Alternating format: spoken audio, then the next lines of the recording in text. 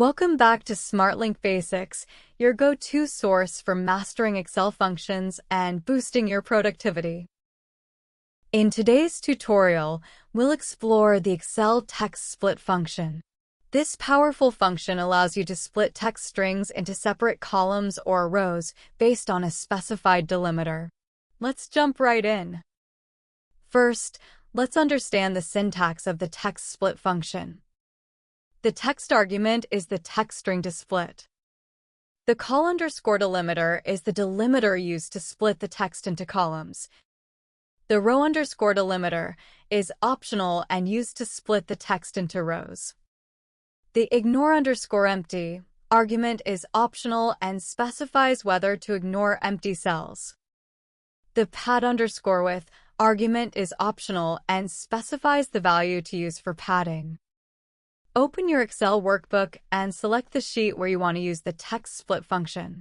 For this example, we have a text string in cell A1, John Doe HR 55,000.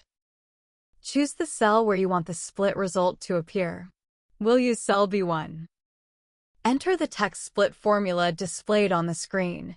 Here's the formula to split the text string into separate columns based on a comma. Press Enter. The result will split the text in cell A1 into separate columns, John Doe HR 55,000. Practical examples include splitting names and departments.